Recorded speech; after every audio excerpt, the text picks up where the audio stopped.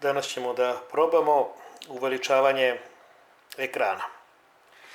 Dakle, neka vrsta lupe za ekran mobilnog telefona, kako bi se uvećala slika. Dakle,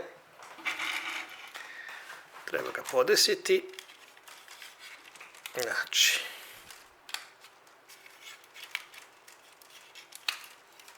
tu znači ide telefon, ovo je podmetač, ovo je ako treba da se, znači odozdo da se sredi ugao gledanja.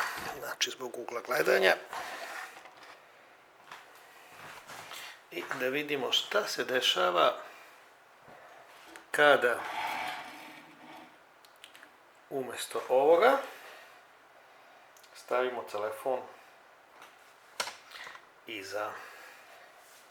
iza ovog uveličanja.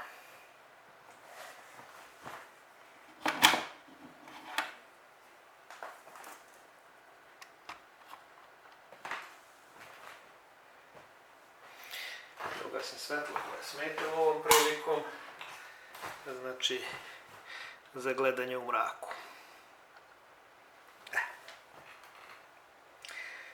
Vidi se da uveličava, nije baš idealno.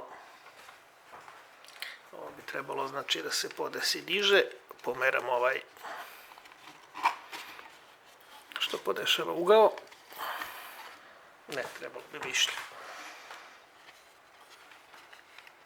Više to već treba nešto podmetnuti. Tako. Dakle,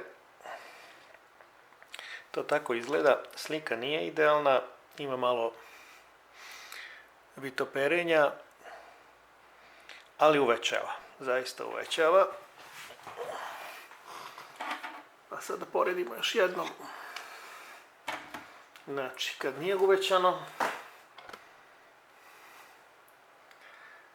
to je to.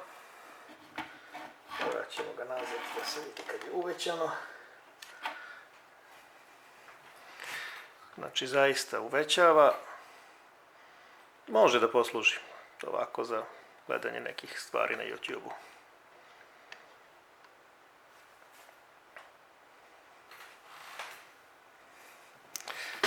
Znači, ako je upaljeno svetlo koje ima nekog odbljeska, to isto pravi problem.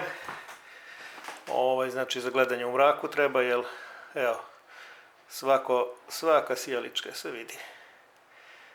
Znači, i to treba obratiti pažnju. U svakom slučaju, na AliExpressu je ovo izuzetno jeftino i za te smešne pare se isplati. Naravno, ovo je znatno kvalitetnija slika direktno kad se gleda, ali ako vam znači da bude krupnija, vredi uzeti ovako nešto.